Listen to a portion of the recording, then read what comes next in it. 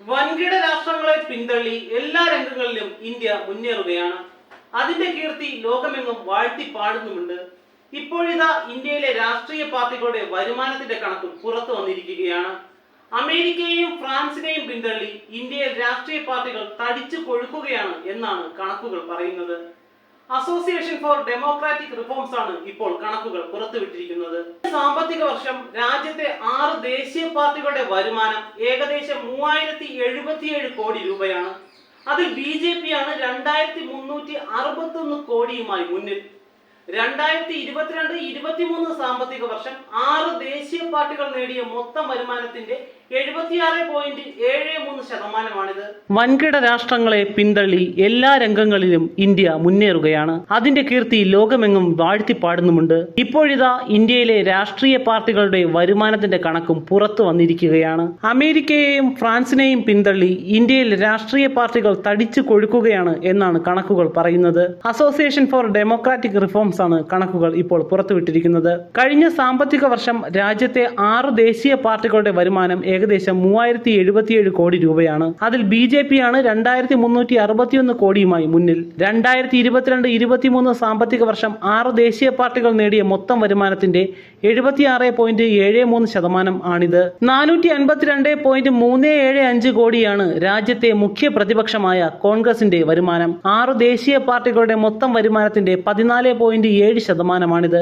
BJPക്കും കോൺഗ്രസിനും പുറമെ Bahujan Samaj party, Aam Aadmi party, national people's party, CPM എന്നീ രാഷ്ട്രീയ കക്ഷികളാണ് തങ്ങളുടെ വരുമാനം പുറത്തുവിട്ടത്. 2021-22 സാമ്പത്തിക വർഷത്തിനും 2022-23 ഇടയിൽ BJPയുടെ വരുമാനം 443.724 കോടി രൂപയാണ് വർദ്ധിച്ചത്.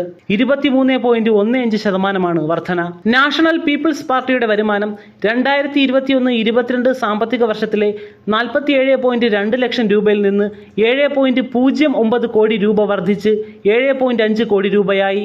ആദർശ ധീരനെന്ന് വാഴ്ത്തിപ്പാടുന്ന അരവിന്ദ് കെജ്രിവാളിന്റെ നേതൃത്വത്തിലുള്ള AAPയുടെ വരുമാനം 2021-22 സാമ്പത്തിക വർഷത്തിനും 2022-23 സാമ്പത്തിക വർഷത്തിനും ഇടയിൽ കോൺഗ്രസ്, CPM, BSP എന്നീ പാർട്ടികളുടെ വരുമാനം 88.9 കോടി, 20.5 കോടി, 14.5 കോടി എന്നിങ്ങനെ യഥാക്രമം കുറഞ്ഞു. മൊത്തം വരുമാനത്തിന്റെ 57.68% മാത്രമാണ് BJP ചെലവഴിച്ചത്. 1361.684 കോടി രൂപയാണ് BJP ചെലവാക്കിയ തുക. കോൺഗ്രസിന്റെ ആകെ വരുമാനം 452.375 കോടി രൂപയാണെങ്കിലും ചെലവ് 467.135 കോടി രൂപയാണ്. ഇതുകാരണം മൊത്തം വരുമാനത്തെക്കാൾ 3.26% ചെലവ് ഉയർന്നു.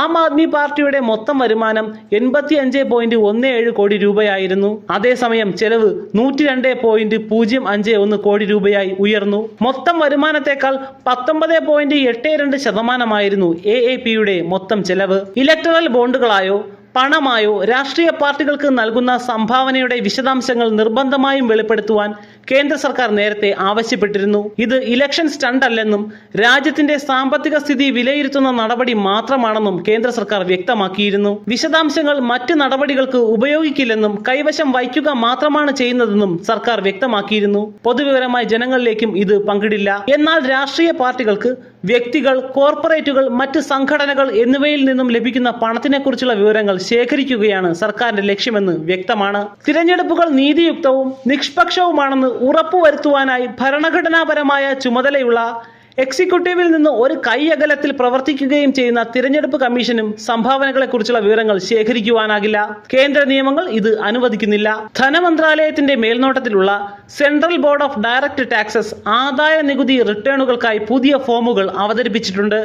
ഇത് പ്രകാരം വ്യക്തികൾ, കോർപ്പറേറ്റ് ഹൗസുകൾ, മറ്റ് ഓർഗനൈസേഷനുകൾ തുടങ്ങിയവർ തങ്ങളുടെ വാർഷിക റിട്ടേണുകൾ സമർപ്പിക്കുന്ന അതേ സമയം തന്നെ രാഷ്ട്രീയ സംഭാവനകളുടെ വിശദാംശങ്ങൾ ആദായ നികുതി വകുപ്പിന് റിപ്പോർട്ട് ചെയ്യണം. എന്നാൽ ഏത് പാർട്ടിക്കാണ് സംഭാവന നൽകിയതെന്ന് വെളിപ്പെടുത്തുവാൻ ഈ സംവിധാനം ദാതാക്കളെ നിർബന്ധിക്കുന്നില്ല.